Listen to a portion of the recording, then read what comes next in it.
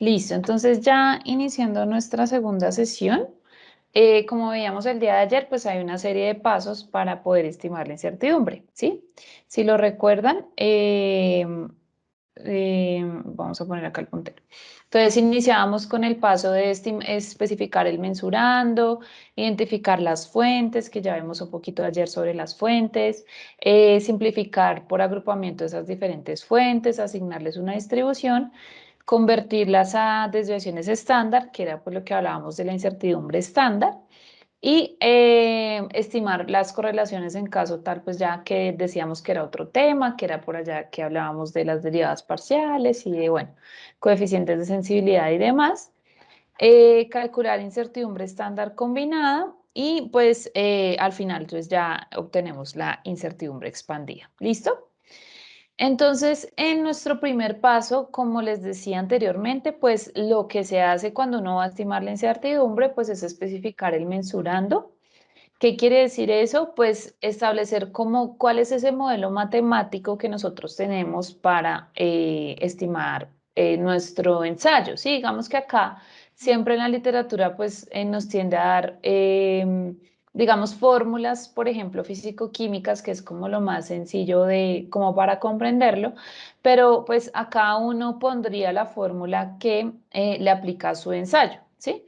Hay ensayos tan sencillos como simplemente una suma, una resta, o hay ensayos así, digamos que cuya fórmula es un poco más compleja, donde tenemos una diferencia y una división, una multiplicación. ¿Listo? Entonces, básicamente lo que uno hace es establecer ese modelo matemático, cuál es la fórmula que nosotros vamos a usar para pues ese ensayo.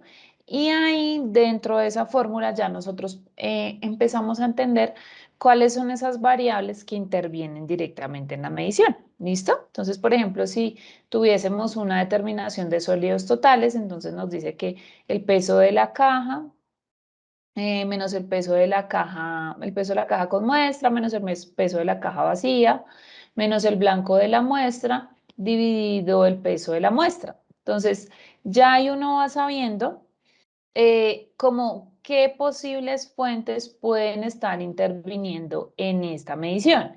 Si ustedes ven esa fórmula, ¿qué posibles fuentes creen ustedes que pueda estar interviniendo ahí? Fuertes de incertidumbre, si hablamos, por ejemplo, de peso de la caja, peso de la muestra, blanco de la muestra, ¿qué fuentes de incertidumbre creen ustedes que pueden influir ahí? ¿O cuál creen que sería la más directa? Muy bien, Lady. Lady nos dice que la balanza, claro, ¿cierto? Si estamos hablando de peso, ya ahí tenemos de por sí una incertidumbre que es la balanza.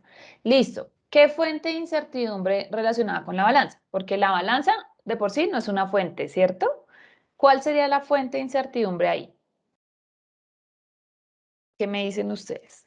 ¿La balanza o El no? peso de Porque la la balanza. muestra, Sí, pero más específico. O sea, el peso de la muestra es una entrada, ¿cierto? Pero ¿qué me puede generar incertidumbre? ¿Qué me puede generar incertidumbre cuando yo estoy pesando una muestra?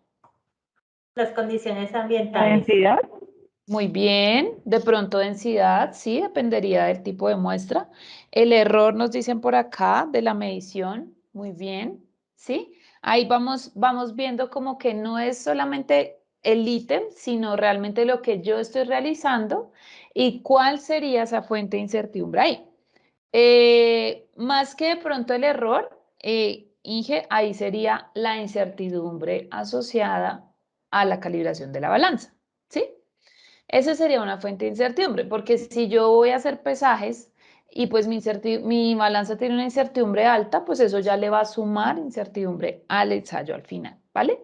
Pero lo que dicen está bien, ¿listo? Si yo tengo que hacer, por ejemplo, no sé, para sacar este cálculo, tengo que hacer 5 mediciones de cada una, pues ahí iría otra fuente de incertidumbre, que es la parte de las distintas mediciones, o sea, lo que llamaríamos, por ejemplo, repetibilidad.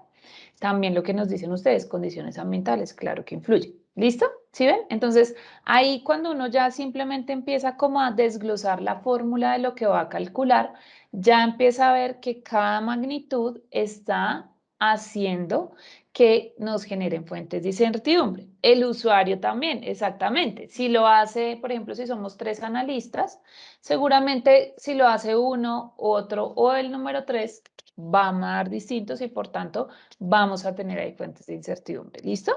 Eso es lo que quería que tuviéramos claro. Entonces, por eso las guías de incertidumbre nos dicen, primero establezca su modelo matemático y ahí va a empezar a identificar cuáles son esas variables que intervienen. ¿Listo? Cuando nosotros identificamos esas variables, es decir, lo que ustedes me acabaron de ayudar a identificar, el segundo paso, pues, es ya como tal identificarlas, ¿cierto? Y las listamos, ¿sí? Las guías, pues, nos sugieren, la mayoría de guías nos sugieren usar el diagrama de espina de pescado, el diagrama de Chicagua, que, pues, lo que nos ayuda es como a ir identificando cuáles son esas fuentes, digamos, generales, podríamos decirlo así, y las específicas, ¿sí?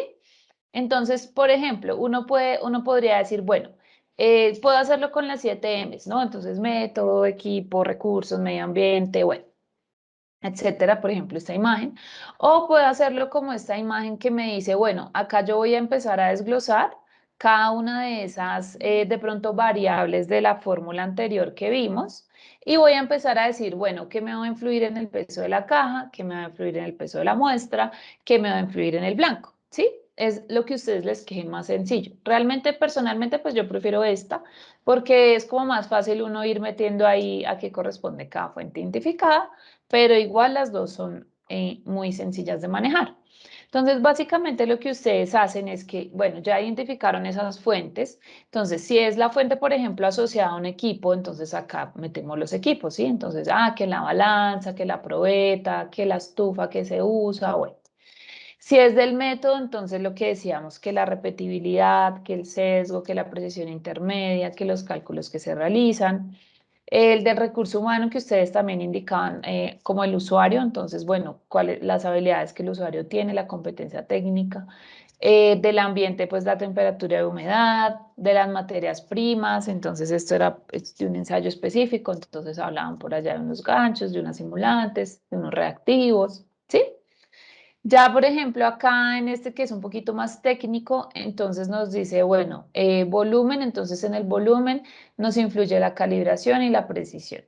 En la tara, entonces la temperatura, la calibración, la precisión. En la calibración influye la linealidad y el sesgo. Entonces acá ya es un poquito más técnico, pero también es válido realizarlo de esta manera, ¿vale?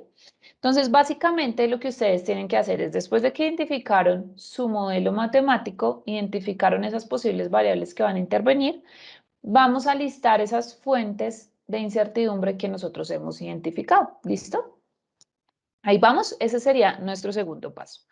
Ya después, ¿qué se hace? Entonces uno dice, bueno, de esas fuentes, ¿cuáles voy a clasificar en tipo A y cuáles voy a clasificar en tipo E? ¿Listo? Ese sería nuestro tercer paso. ¿Eso para qué nos sirve? Para asignarle la distribución a cada fuente, es decir, cómo se comporta cada fuente acorde a su origen, por decirlo así. Entonces, sabremos que tipo A, como les decía ayer, son las fuentes, pues, de mediciones repetidas o fuentes experimentales, en las cuales normalmente la fórmula es desviación estándar sobre raíz de n. Entonces voy a hacer aquí un paréntesis, simplemente para que lo tengan presente. La fórmula de la incertidumbre es esa, ¿sí? Digamos que a nivel general, por decirlo así, si yo voy a estimar una incertidumbre, lo que hago es desviación estándar sobre raíz de n, ¿sí? Quiero saber la incertidumbre de las réplicas que estoy realizando para verificar esta pipeta. Listo, la verifiqué, hice 10 réplicas. Listo. ¿Cuál es la incertidumbre de esas 10 réplicas? Entonces, desviación estándar sobre raíz de n. ¿Listo? Cierro paréntesis. Entonces, esas son así, de esta manera se calculan, pues digamos que esas fuentes tipo A. Y las tipo E ya dijimos que son basadas en información previa. Entonces, por ejemplo, ustedes me decían, la balanza, la calibración de la balanza. Bueno, esa ya iría aquí en tipo B porque ya la tenemos, es una información previa. Pero, por ejemplo, la repetibilidad de las mediciones, esa no iría en el tipo B, sino iría en tipo A, ¿vale? Entonces, ahí uno va, digamos que diciendo cuáles son por tipo A, cuáles son por tipo B, para poder ya hacer su cuantificación. ¿Listo? Eh, bueno, esto de asignarle la distribución a cada fuente a que nos referimos. Eso pues es esto que vamos a ver acá en estas tres diapositivas es muy teórico, pero pues nos sirve para pues tenerlo presente. Entonces, normalmente cuando nosotros hacemos la clasificación de las fuentes de incertidumbre por su tipo, pues independientemente de eso hay que calcularlas, es decir, hay que sacar un dato, ¿sí? Entonces, si yo, por ejemplo, dije tipo A, va a estar la repetibilidad de la balanza y va a estar, no sé, la precisión intermedia con otros usuarios. Listo. Y dije tipo B, va a estar el certificado de calibración de la balanza y también voy a meter ahí, no sé, bueno, el certificado de calibración de la pipeta o si tengo, por ejemplo, la resolución de un instrumento o de un material volumétrico, todo eso es información teórica, ¿sí? Pero ahí yo no puedo hacer ningún cálculo. Es decir, yo podría tener los datos de las mediciones, el dato que me dio el certificado, pero pues son datos generales. Y acuérdense que las etapas de incertidumbre va primero la estándar, luego la combinada, luego la expandida. Entonces, para yo poderla combinar, primero tengo que dejar la estándar, es decir, todas las fuentes de incertidumbre con una misma unidad. ¿Listo? Por lo general, pues es en desviaciones estándar. Entonces, la teoría que dice, bueno, cuando usted ya tenga esas fuentes de incertidumbre, asígnele una distribución, ¿sí? Puede ser distribución normal, rectangular, triangular, que son las que más conocemos. Entonces, dependiendo, digamos que del origen, por decirlo así, de la fuente, pues ustedes van a definir si es normal, rectangular o triangular. ¿Para qué? Para que a partir de ahí, pues apliquemos un cálculo. ¿Listo? Por lo general, usamos la distribución normal cuando hacemos una serie de réplicas, ¿sí? Cuando ustedes dicen, por ejemplo, voy a estimar la incertidumbre para la repetibilidad, la incertidumbre para la precisión intermedia. Como esas son una serie de réplicas, pues ahí vamos a tener una desviación estándar, ¿cierto? Y pues básicamente ahí se aplicaría la fórmula general de la incertidumbre, ¿listo? Desviación estándar sobre raíz de n. ¿Listo? N, pues ya sabemos que es el número de réplicas bajo las cuales yo estoy calculando. ¿Por qué? Pues porque asumimos que cuando yo hago unas réplicas voy a lograr obtener una distribución gaussiana, ¿sí? Esta grafiquita que vemos acá, que ya sabemos que es nuestra gráfica de campana de Gauss. ¿Listo? Pero resulta que de pronto no es así y yo tengo una como otra fuente, digamos que no es tan típica con respecto a réplicas. Entonces, por ejemplo, acá nos dice que usemos distribución rectangular cuando, por ejemplo, es la resolución de un instrumento digital, ¿sí? Que la resolución, acuérdense, de cuánto en cuánto va, ¿cierto? Entonces, por ejemplo, le vamos a meter el termómetro porque es que el termómetro es el que me dice a qué temperatura está la muestra para ya poderla procesar, un ejemplo, ¿sí? Bueno, pues el termómetro va 1, 2, 3, 4, 5 grados, o puede ir 1.5, 2, 2.5, 3, o puede ir 1.1, 1.2, 1.3, ¿cierto? Dependiendo pues de la resolución entre más específica sea. Entonces, si digamos nosotros tenemos este tipo de fuente identificada, pues ya no vamos a hacer este cálculo de desviación estándar sobre raíz de n, sino que ya vamos a aplicar la fórmula de rango sobre raíz de 3, ¿sí? Entonces, ¿rango qué es? Pues el límite que yo le tengo a ese equipo o a ese, pues digamos que procedimiento, y pues lo dividimos en la raíz de 3. ¿Listo? Pues que es una constante. Entonces, claramente, pues nosotros tendremos que hacer cada cálculo para cada una de las fuentes que identifiquemos. ¿Listo? Y nos dice la teoría que podemos usar distribución triangular cuando, digamos que la teoría dice como, bueno, pues si usted puede tener un rango, pero si la mayor probabilidad de encontrar o del valor que usted va a encontrar está cercana al centro o a la media, por decirlo así, pues uso la distribución rectangular. Entonces la teoría aquí dice que la información disponible relacionada con X es menos limitada que para una distribución rectangular. Son más probables los valores cercanos a X que a los límites. Entonces, lo que les digo, ¿sí? Podemos tener unos límites, pero pues si X está acá en el centro y es más probable tener un valor acá en el centro que en los límites, pues uso esta distribución triangular. Digamos que esos son términos un poco técnicos, pero que ya uno los va de pronto conociendo cuando ya tiene las distintas fuentes y cuando ya va a hacer pues como que todo ese cálculo. ¿Listo? En este caso, pues lo mismo, rango sobre raíz de 6. En rectangular era raíz de 3, en triangular es raíz de 6. ¿Listo? Entonces, básicamente, pues esa es como la teoría que se usa para nosotros poder calcular a cuánto equivale cada una de las fuentes de incertidumbre que nosotros identificamos. ¿Para qué nos va a servir esto? Pues claramente para estimar la incertidumbre combinada, ¿sí?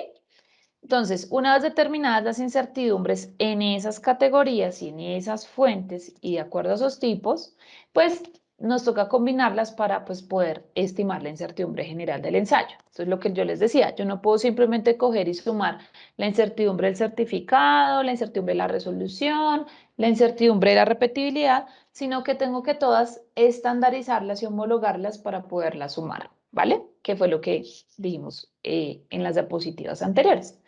Aquí, ¿qué falta? Pues lo que les decía, la homologación de las unidades cuando, pues, por ejemplo, se requiere aplicar coeficientes de sensibilidad y, pues, a su vez derivadas parciales. ¿Listo? Pero, pues, eso no lo tocamos acá por el tiempo, ¿vale? Entonces, nosotros debemos hacer como esta estandarización de las unidades, ¿sí? Para que todas nos queden igualitas y poderlas combinar. ¿Listo? Entonces, bueno, esto es lo que les decía, para obtener la incertidumbre combinada, pues siguiendo el principio de propagación de incertidumbre, los valores obtenidos tienen que estar expresados en las mismas unidades. Normalmente, pues los expresamos en las unidades, o sea, en desviaciones estándar, es decir, en unidades de medida. ¿Listo? Acá, pues digamos que una vez ya ustedes han revisado las distintas fuentes como distribución normal, rectangular, triangular, etcétera, eso uno que hace, pues uno lo mete en un Excel, ¿sí? Entonces en el mismo Excel ustedes pueden poner, por ejemplo, las fuentes que identificaron. Al frente le pueden poner, a veces eso lo llaman presupuesto de incertidumbre. Entonces hacen una tablita que se llama así, presupuesto de incertidumbre, las fuentes, cuál es el tipo de distribución de esa fuente y cuál es digamos que la distribución que le van a aplicar, normal, rectangular o triangular, y con base en esa, ahí mismo le aplican el cálculo. ¿Listo? Entonces, pues normalmente pues se hace así en Excel como para uno pues al final ya obtener como el resultado final de la incertidumbre, ¿vale? Entonces, ya como nosotros tenemos ya en teoría las incertidumbres en una misma unidad, en una misma magnitud, básicamente lo que nos dice la teoría es que la vamos a sumar esas distintas fuentes, aplicando pues una fórmula, digamos que siempre se utiliza pues para propagar pues estas incertidumbres. Entonces, ¿qué tenemos? Pues por ejemplo, U, uno, pues digamos podríamos reemplazar esta T y esta Q por 1, 2, 3, 4, 5, es decir, cada una de las fuentes de incertidumbre que identificamos, las elevamos al cuadrado, las sumamos y luego le sacamos la raíz. ¿Listo? Esa es la fórmula para poder estimar la incertidumbre combinada, ¿sí? Acordémonos que cuando hablamos de incertidumbre, si la incertidumbre no es expandida, yo la identifico con la letra U minúscula, ¿listo? Siempre que hablemos de incertidumbre en general, vamos a hablar de U minúscula. Solo vamos a dejar U mayúscula cuando es expandida. ¿Listo? Una pregunta técnica, ¿por qué se dice U y no se dice I de incertidumbre? ¿Ustedes qué dicen? ¿Han escuchado de pronto por qué se dice U y no I de Por incertidumbre? incertidumbre en inglés. Muy bien, cielo. Ajá. Entonces, es básicamente por eso, no es nada, si pensaron que era algo técnico, no, no es nada técnico. ¿Listo? Uncertainty es incertidumbre en inglés y pues a nivel global siempre lo vamos a llamar con U. ¿Listo? Listo, entonces, por ejemplo, en este caso que es la combinada, pues normalmente le ponen aquí una C pequeñita que dice UC, que es incertidumbre combinada, y hacemos esta fórmula, ¿vale? Para que no la olvidemos. Entonces, en esa tabla que yo les decía, uno puede establecerlo así. Pone sus fuentes, pone el dato de la fuente, ¿cierto? Que acá en el certificado dice que la incertidumbre es 0.05, listo, 0.05 ahí en la tabla. Que la desviación estándar sobre raíz de n cuando hice las 10 réplicas me dio 0.8. Listo, 0.8. ¿Sí?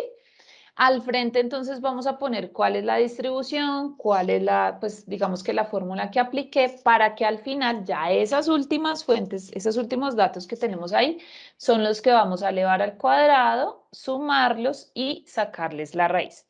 Cuando ya yo hago esto, yo hago esta suma y esta raíz, ahí sí ya voy a obtener la incertidumbre combinada, ¿vale? Bueno. Entonces, bueno, lo que les decía, si mis fuentes no son de la misma magnitud, o sea, no tenemos los datos en las mismas unidades, lo que les mencionaba previamente, debemos determinar lo que se llama coeficientes de sensibilidad, ¿listo? ¿Qué me dicen esos coeficientes de sensibilidad? ¿Qué tan sensible es el mensurando respecto a las variaciones de la magnitud de entrada correspondiente? Traduciendo esta frase, básicamente magnitud de entrada corresponde a la fórmula que yo tengo. Si recuerdan, ahorita que veíamos, era una fórmula que decía sólidos totales, ¿cierto? Entonces, peso de la muestra menos peso de la caja, ta, ta, ta. Esas son las magnitudes de entrada, ¿sí? El coeficiente de sensibilidad que me permite, como les decía, esto va relacionado con las derivadas. Entonces yo voy a derivar el peso de la caja con respecto pues a la determinación de los sólidos totales. ¿Qué tanto me afecta ese peso de la caja con respecto pues a toda la fórmula de determinación de sólidos? Así, muy a grosso modo, es a lo que se refiere la parte de los coeficientes de sensibilidad. Entonces, eso tiene unas formulitas, tiene unas reglas para uno poder hacer esas derivadas, que se llaman derivadas parciales. Eso lo van a encontrar en la guía GUM en caso tal que lo necesiten. Hace uno esas derivadas y saca unos datos que lo que van a permitir es determinar cuál es ese coeficiente de sensibilidad, es decir, qué tan sensible es esa magnitud respecto pues a lo que estoy midiendo, ¿vale? Eso al final nos va a dar en unidades ya unificadas con respecto pues a lo que estoy midiendo. Básicamente uno puede decir que casi que sin unidades, ¿cierto? O sea, sin unidades para uno poder ya hacer esa combinación de las fuentes y ahí sí aplicar esta parte, ¿vale? Pero pues lo quise traer acá pues para que sepan que eso sí se debe aplicar cuando hablamos, por ejemplo, de ensayos físico-químicos o de ensayos ya digamos, metrológicos, por decirlo así.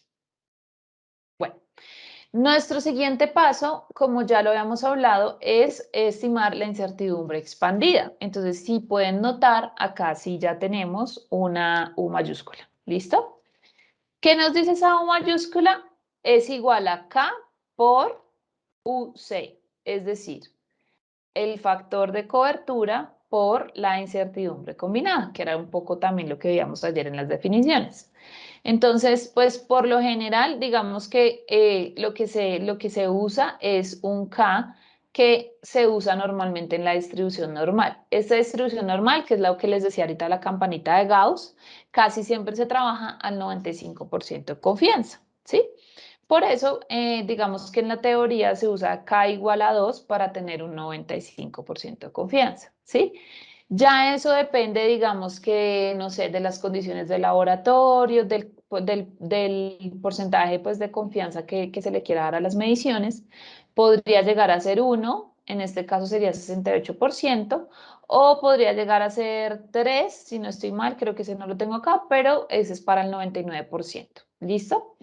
Pero pues lo que les digo, casi que podríamos decir que en el 99% de las veces se usa K igual a 2, ¿listo? Para un 95% de confianza. Entonces, ya cuando ustedes tienen la incertidumbre expandida, entonces, ¿qué hicieron? Pues combinaron todas esas fuentes que ya vieron, ¿cierto? las combinaron para sacar la incertidumbre combinada y esa incertidumbre combinada la multiplicaron por 2, que es el factor de cobertura, por lo cual ya tienen la incertidumbre expandida. Esa incertidumbre expandida es ya la final, ¿cierto? Ya la que me dio con base en todo lo que analicé para mi ensayo. Esa ya es la incertidumbre de mi ensayo. Al final, entonces, ¿qué pues en teoría se debe hacer? Pues expresar esa incertidumbre, ¿cierto? Entonces, por lo general, pues la teoría nos dice, bueno, su resultado va a ser igual al resultado más o menos la incertidumbre expandida. Acordémonos que al principio decíamos en las definiciones que la incertidumbre es un parámetro no negativo que caracteriza la dispersión de los valores. Entonces, al decir no negativo, realmente no se refiere a que sea solo positivo, sino que es un intervalo, ¿listo? Es un más o menos. Es decir, si la incertidumbre expandida me dio 0,8, quiere decir que mi resultado es 2 más o menos 0,8. Más hacia arriba, menos hacia abajo. ¿Listo? Es decir, que yo podría ir, mi resultado está entre 2,8 y 1,2. Bueno, más ordenado, entre 1,2 y 2,8. ¿Sí? Porque es 2 más o menos 0,8. Entonces, ¿qué quiere decir? Pues que tengo ese rango de duda, sí, lo que hablábamos al principio, que la incertidumbre puede llegar a ser como esa duda de la certeza del valor. Entonces, que pues mi resultado es 2, pero que debido a todas las características de mi proceso y a que yo juiciosamente hice un ejercicio de incertidumbre, pues no es 2 exacto, puede ser 2 más o menos 0,8, es decir, entre 1,2 y 2,8. Ahí está, fijo, ahí sí está su resultado. ¿Listo?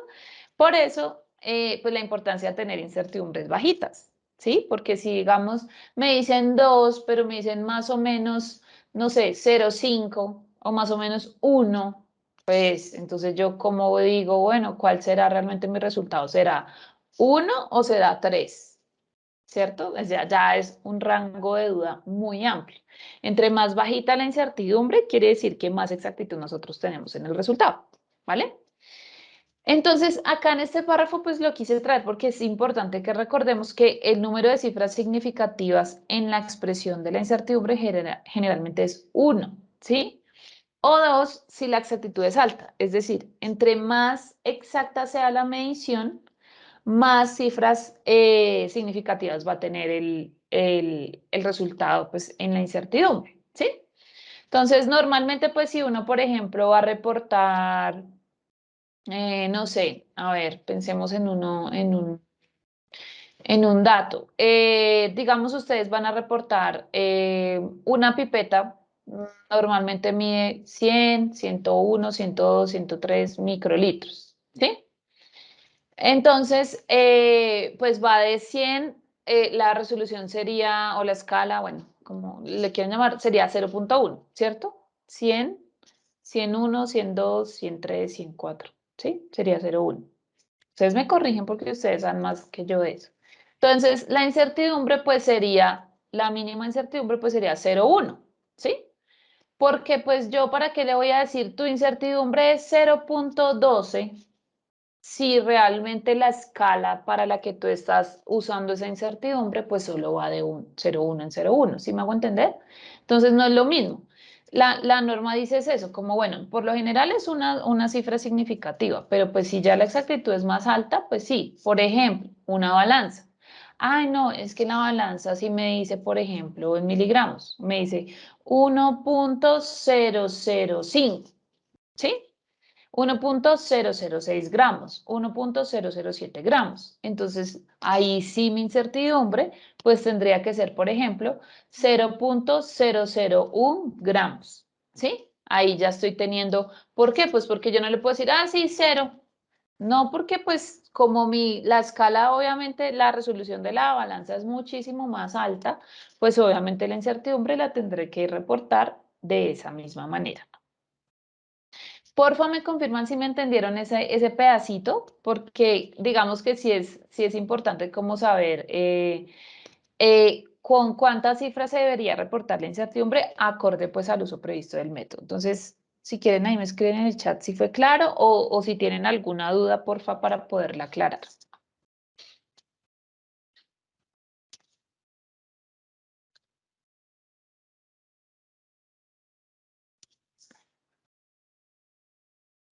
Listo. Alejandra, claro. Ajá, listo. Cielo y Lady. Vale, muchísimas gracias por la respuesta. ¿Listo? Acá, bueno, acá nos aclaraban como si la primera cifra significativa es 1 o 2, cabe la posibilidad de usar un dígito más para evitar la pérdida de información útil. Lo que les digo, si digamos la información sería útil si yo le digo que mi balance es de 0.001 y pues no puedo simplemente darle la primera cifra, ¿cierto? Es acorde al uso previsto, ¿vale? Bueno. Esto es lo mismo que les decía, además debe asegurarse que el número de cifras significativas del valor del mensurando sea consistente con el de la incertidumbre. ¿Listo? Bueno, entonces también, digamos, si uno quiere, uno puede expresar la incertidumbre estándar, no hay lío. ¿Listo? Entonces, pues realmente acordémonos que la incertidumbre estándar, pues U en minúscula. Ahí se recomendaría, pues digamos que simplemente uno pone, o sea, las guías en general les dicen a ustedes recomendaciones de cómo pueden reportar su incertidumbre, ¿listo? Ya el laboratorio es el que decide cómo lo maneja, ¿sí? Por ejemplo, en este caso dirían, ellos sugieren, bueno, resultado X unidades, o sea, las unidades del resultado, con una incertidumbre estándar, ¿sí? De tanto, ¿cierto? Entonces, básicamente, pues ahí lo que les dicen es que expresen la incertidumbre directamente teniendo el resultado y cuál fue la incertidumbre estándar en las unidades que estemos midiendo. ¿Listo? En este caso, el uso del símbolo más o menos no se recomienda. ¿Sí? Porque pues digamos que como el más o menos es cuando ya yo he expandido la incertidumbre, ya tengo un intervalo, un factor de cobertura usado que me da un intervalo de confianza, pues digamos que si lo hago acá en la incertidumbre combinada, pues no estaría bien porque ahí aún no la he multiplicado por el factor de cobertura. ¿Listo? Normalmente, ¿cómo se reporta? Entonces, el resultado X debe ser establecido junto con la incertidumbre expandida o mayúscula con el factor de K igual a 2. Entonces, ustedes ahí sí van a poder usar el más o menos. Entonces, colocaríamos el resultado, ¿sí? ¿Cuánto es el resultado? Más o menos la incertidumbre expandida que tenemos, ¿sí? Entonces, asimismo, digamos que básicamente sería esa la única expresión pues, que normalmente hacemos de la incertidumbre. Bueno, aquí tenemos un ejemplo. Entonces dice nitrógeno total 3.52 más o menos 0.14. Volviendo al ejemplo, a la diapositiva que hablábamos de las cifras, si ven que aquí dice 3.52, por ende la incertidumbre dice 0.14. Si yo solo reportara 3.5, es decir, tachara este 2 de acá, pues la incertidumbre bastaría solo con decir 0.1. ¿Listo? Este es como para cerrar esa diapositiva. Y las unidades, en este caso lo reportan en gramos sobre 100 gramos. ¿Listo?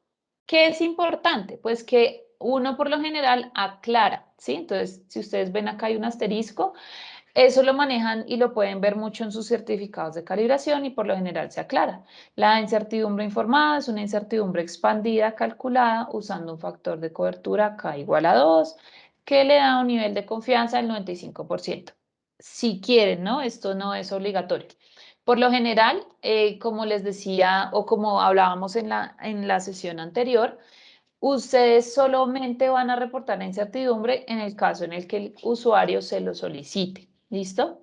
En ese caso, pues ustedes van a tener que prever que en su formato de resultados, de informe de resultados, esté ahí cómo van a expresar ustedes esa incertidumbre y pues que incluya pues en lo posible esta nota. ¿Qué pasa? Si somos los del laboratorio de metrología, pues claramente sí vamos a tener que expresar casi que en todo, o sea, me atrevería a decir que en todas las calibraciones que se realicen, la incertidumbre, entonces por eso ya tendríamos que tener como esta nota preestablecida. Normalmente cuando estamos en un proceso de implementación de esta parte de la incertidumbre, pues seguramente viene un auditor y pues no vamos a tener muy seguramente ningún resultado con incertidumbre. Básicamente lo que hace ONAC pues es decirles a ustedes, yo soy su cliente y quiero que me reporte la incertidumbre. Entonces, el hecho simplemente que el ONAC ya nos vaya a pedir eso, pues significa que ya internamente en nuestros protocolos, en nuestros procedimientos, en nuestros formatos, vamos a tener que ya tener preestablecido cómo vamos a reportar esa incertidumbre, ¿vale? Bueno. Entonces, digamos que cerrando un poquito el tema, ¿por qué entonces es importante el uso de la incertidumbre en los laboratorios? Entonces, hay 4 cositas básicas que seguramente serán más, pero para nosotros hoy es muy importante que entendamos que la incertidumbre nos permite evidenciar mediciones de buena calidad y poder entender los resultados. Tú puedes entender mucho más tu metodología y tu ensayo cuando tú haces una estimación de incertidumbre. ¿Por qué? Porque ahí lo vas a esculcar hasta que más puedas. ¿Qué fuentes influyen? ¿Qué me influye aquí? ¿Qué me influye acá? ¿Esto cómo lo puedo manejar? ¿A cuánto equivale esta incertidumbre? ¿Cuáles son las incertidumbres de mis equipos? Etcétera. Entonces ahí uno va a poder entender esos resultados y vamos a evidenciar mediciones de buena calidad, lo que les digo. Si ustedes ven una incertidumbre muy alta, pues entre más alta la incertidumbre, mayor variación y por ende, pues menor la calidad del resultado. La incertidumbre forma parte de una calibración, eso ya lo sabemos, ya lo hemos visto y pues eso hace parte pues obligatoria de las calibraciones de nuestros equipos. También la incertidumbre cuando nosotros la estimamos nos va a permitir tomar decisiones en ensayos. Ahorita vamos a ver un ejemplo. Entonces, normalmente cuando hay un ensayo en el cual hay un límite de especificación, un límite de desempeño o un límite aceptable, pues el uso de la incertidumbre nos va a permitir aprobar o rechazar, digamos que ese dato. ¿Listo? Entonces, pues ahí sería por eso les decía, en laboratorios de ensayos es muy, muy usada la incertidumbre precisamente por eso. También para satisfacer la tolerancia al uso previsto. Claramente, si yo tengo un uso previsto en un equipo y pues me da una incertidumbre muy alta, pues seguramente nosotros en el área pues vamos a decir este equipo no nos sirve, este equipo no nos cumplió, la incertidumbre está muy alta, no lo podemos usar de esa manera. Entonces, pues ahí básicamente con estos 4 usos, pues es como en lo que más uno puede evidenciar como esa utilidad de la incertidumbre y la aplicabilidad, digamos que en nuestros laboratorios. Cuando hablamos del uso de la incertidumbre en los laboratorios, pues como les indicaba, por lo general hay reglamentación que dice, bueno, cuánto máximo puede tener esta muestra en cuanto a ese mensurando o cuánto mínimo, ¿sí? Entonces, siempre la incertidumbre de medida pues va a tener muchas implicaciones como en estas mediciones y en estas interpretaciones, porque nos pueden suceder cualquiera de los casos que vemos acá. Digamos que en 2 de los cuales la decisión pues es fácilmente aceptada. Es decir, cuando yo tengo un límite de control, es decir, el límite máximo, hagamos el ejemplo, bueno, no sé, bueno, por ejemplo, en toxicología, cuando se tienen límites para determinar, no sé, drogas de abuso, bueno, cualquier intoxicación y demás. Entonces hay un límite, ¿sí? Hay un límite máximo permitido, por decirlo así. Entonces, si mi resultado me dio por fuera y yo no he hecho el ejercicio de la incertidumbre, pues yo puedo decir, ay, este resultado para ustedes, ya les pregunto, ¿cumple o no cumple con el límite permitido? Me escriben ahí, porfa, en el chat o me dicen, ¿cumple o no cumple este resultado? Así solito, el puntico, me refiero. Este puntico rojo, ¿cumple o no cumple? Cielo dice que no cumple. ¿Alguien más? Sebastián dice que no cumple. ¿Alguien más? Hay muchos nombres que no he visto por ahí en el chat. Laura dice que no. Perfecto. No cumple. ¿Por qué? Pues porque excedió el límite superior, ¿cierto? Nosotros fuimos muy juiciosos y estimamos la incertidumbre. Entonces, acuérdense, la incertidumbre es un intervalo. Entonces, este dato, inventémonos, dice 5, más o menos 1. Entonces, 5 más 1, 6, 5 menos 1, 4, igual está por fuera. O sea, aquí ya ese resultado, pues, realmente está sobre el límite, no cumple. Vámonos al otro extremo. Para ustedes, este resultado rojito que ven acá, ¿cumple o no cumple? ¿Qué dicen? Si mi límite máximo es ¿este resultado cumple o no cumple? Sebastián dice que sí cumple, Cielo dice que no cumple. ¿Quién más? ¿Alguien que desempate por ahí? José dice que no cumple. Laura dice que sí cumple. ¡Oh, Dios! Tenemos como una divergencia ahí. Bueno, entonces, ojo, este es digamos que este es 0, ¿sí? Digamos que este es 0. Voy a volver a replantear la pregunta. Esto es 0. Sí. Esto yo no sé si acá uno pueda escribir. Ay, sí. Entonces, digamos que este es 0. 0. Y acá el límite superior es, no sé, máximo 3.9. No me puede dar más porque si no, ¿qué pasa? Incumple. El límite es la línea abajo. No, entonces, exacto, es que estoy aclarando eso porque de pronto eso fue lo que nos confundió. Entonces, esto es la línea 0, ¿sí? Resulta que están haciendo una alcoholemia. Me voy a inventar algo muy loco que ni me sé esas medidas, pero bueno. La alcoholemia dice que máximo 3.9 y si no, pues ya no cumple esa muestra, ¿cierto? Esa muestra ya no cumple porque obviamente ya excedió los límites. ¿Listo? Con base en eso, pues ya habíamos dicho que este resultado de acá no cumple. Claramente no cumple porque claramente está por encima de ese límite. ¿Listo? Con base en eso que estamos diciendo, vuelvo y hago la pregunta del último caso. ¿Cumple o no cumple este resultado? Este. ¿Cumpliría o no cumpliría? Lady nos dice que cumple, Cielo nos dice que sí cumple, Cielo ya se reivindicó, Laura también. Listo, es que era muy importante hacer esa aclaración, ¿cierto? Entonces, listo. Entonces le puede decir claramente al paciente que tranquilo, que no está alcoholizado, ¿cierto? O sea, no hay lío, pasar a prueba. Pero, ¿qué pasa con estos dos casos? Ahí poseemos problemas. ¿Por qué? Miremos este segundo caso, compañeros. Este puntico, el solo punto, cumple y ¿qué? Sigue cumpliendo, dice Sebastián. ¿De cuál? ¿De cuál, Inge? Bueno, este sí cumple, el último. Vamos a ver el puntico solo. El puntico solo, el que acabo de encerrar, ¿cumple o no cumple? El puntico solo. No cumple, ¿cierto? Perfecto, para todos es claro. Pero es que este laboratorio fue muy juicioso y estimó su incertidumbre. ¿Y qué pasó? Que la incertidumbre, digamos que también le dio más o menos 1. Digamos que aquí le dio 4, significa que con 4 no cumple, ¿verdad? Ya estamos todos claros ahí. Pero más 1 me da 5, ¿cierto? En 5, pues claramente tampoco cumple. Pero si yo le resto el 1, ¿cuánto me va a dar? Me va a dar 3, ¿cierto? ¿Qué pasaría ahí? ¿Ustedes qué hacen? ¿Ustedes qué dicen? Con la incertidumbre me dice Cielo que sí cumple. Sebastián dice que con la incertidumbre lo ayuda a entrar. Es cierto, pero también lo ayuda a qué? A salir.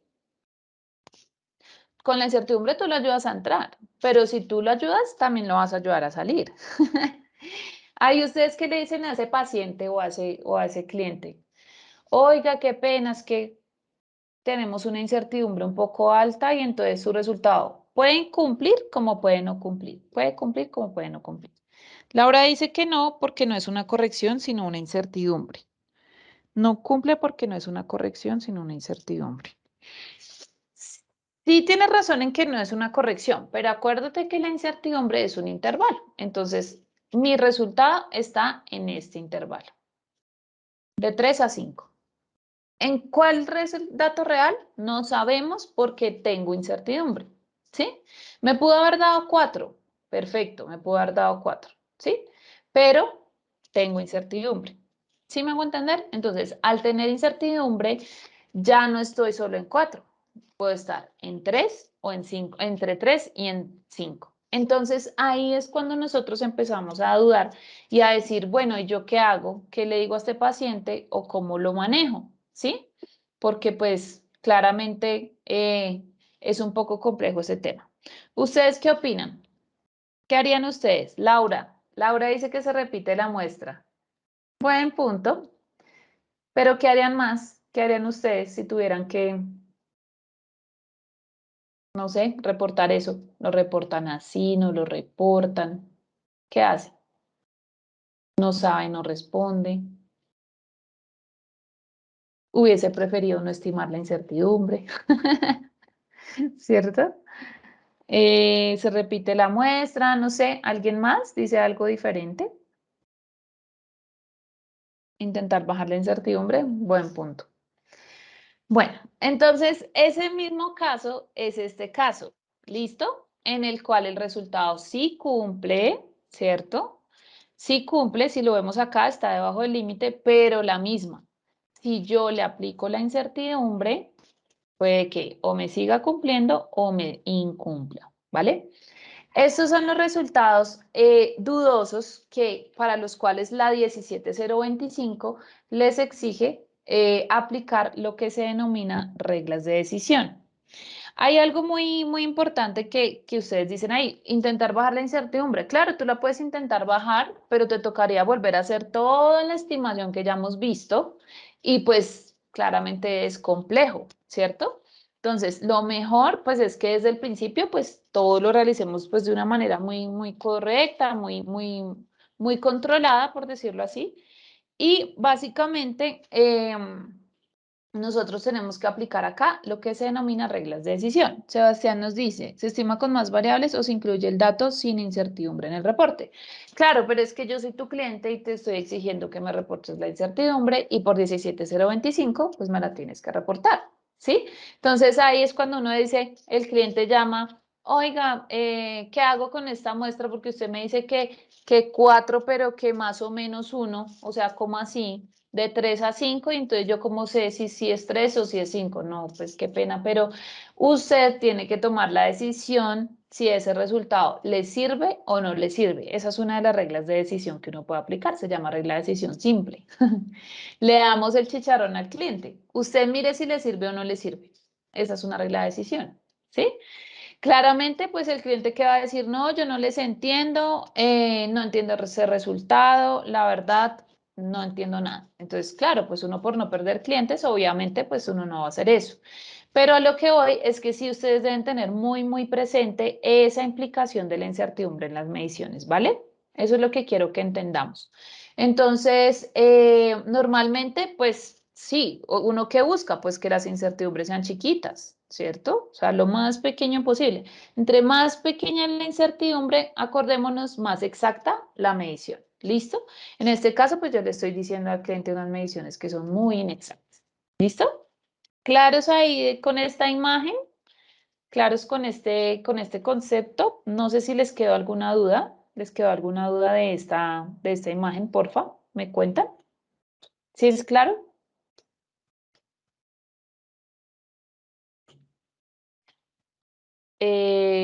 Listo. Bueno, ¿a qué vamos? Al riesgo, ¿cierto? Entonces, lo que les decía, siempre todo valor va a tener una incertidumbre asociada, ¿sí? Entonces, aquí en esta gráfica, pues vamos a estar viendo dos valores que son exactamente idénticos, pero sus incertidumbres, la incertidumbre del laboratorio A con la incertidumbre del laboratorio B son totalmente diferentes, ¿sí?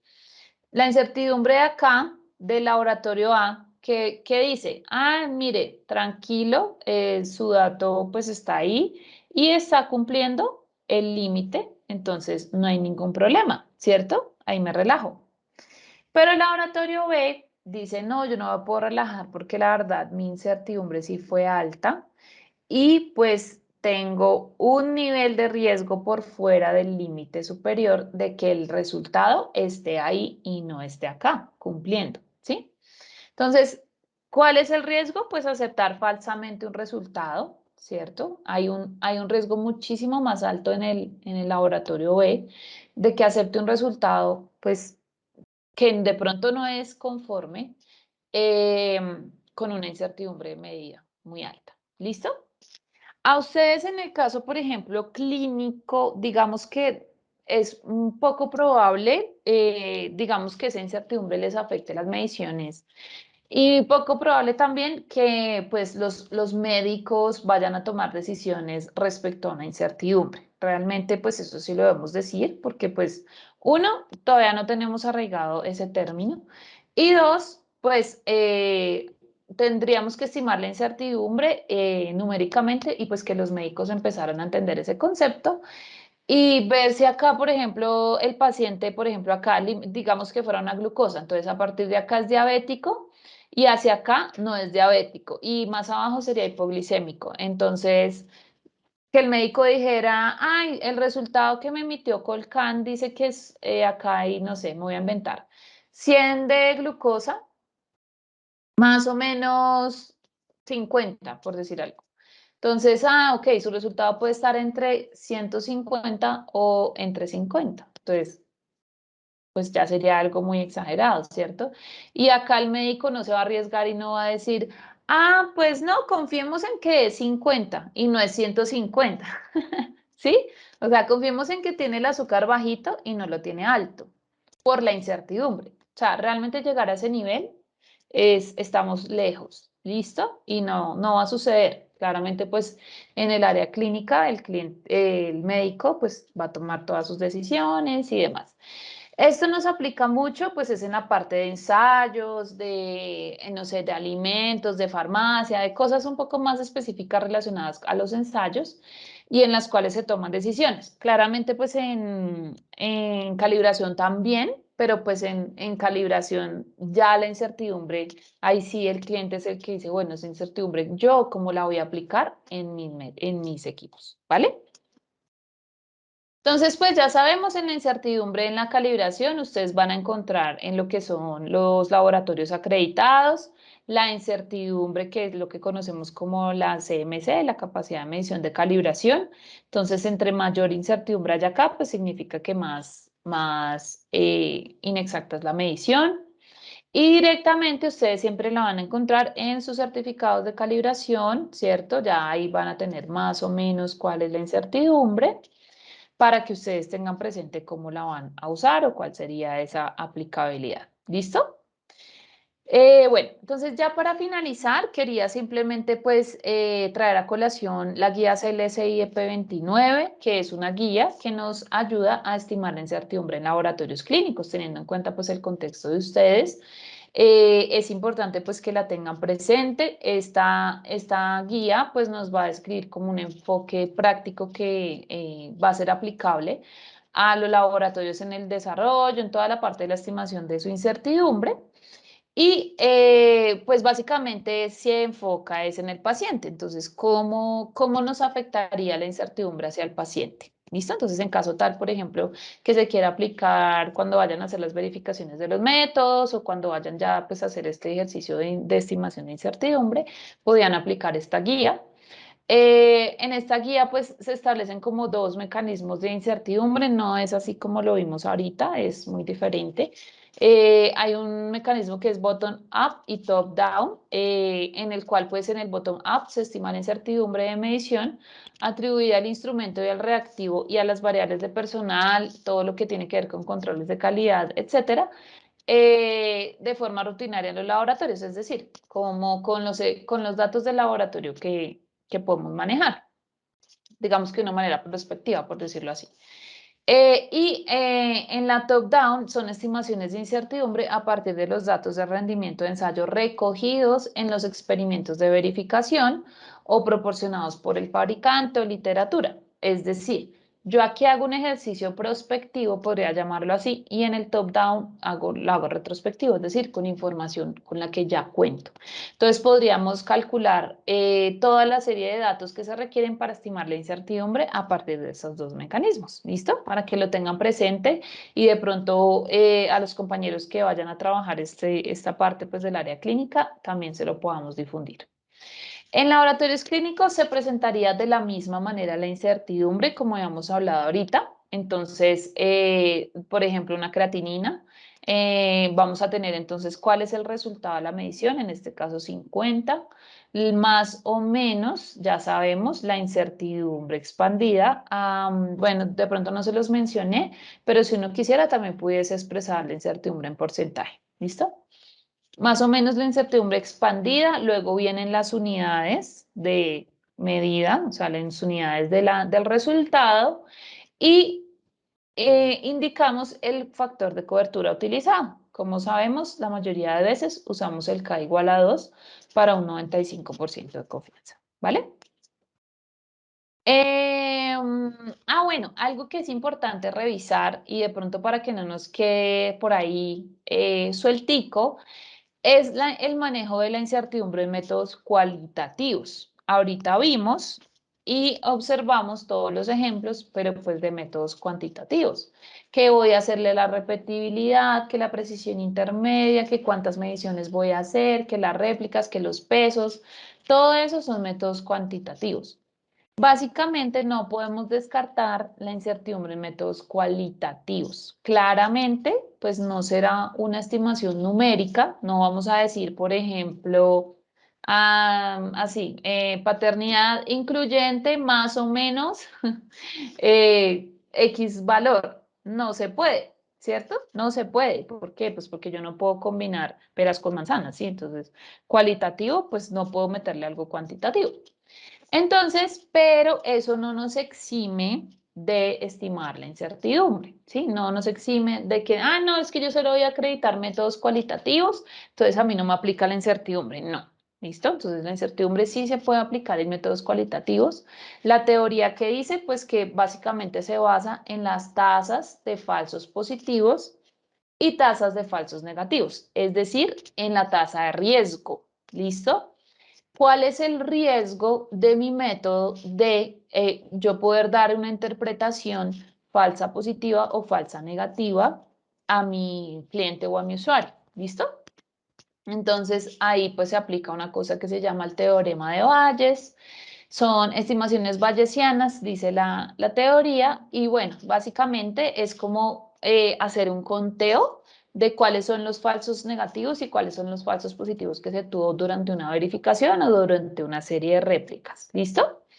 ¿Esto para qué nos va a servir? Pues para sacar lo que se llama las tasas del teorema de Bayes y el likelihood ratio. Digamos que acá no vamos a enfocarnos muchísimo en ese tema, pero sí quería como que lo supieran para, en caso tal que ustedes la tengan que aplicar. Hay una guía, ¿sí? Laura Chem, para incertidumbre en métodos cualitativos en la cual pues expresan, digamos, esta parte de cómo sería, por ejemplo, el proceso de medición para pues estimar, digamos, que esa tasa de riesgo en cuanto a falsos positivos y falsos negativos en métodos cualitativos, ¿vale? Esto es Anar Health Technologies, innovación que transforma.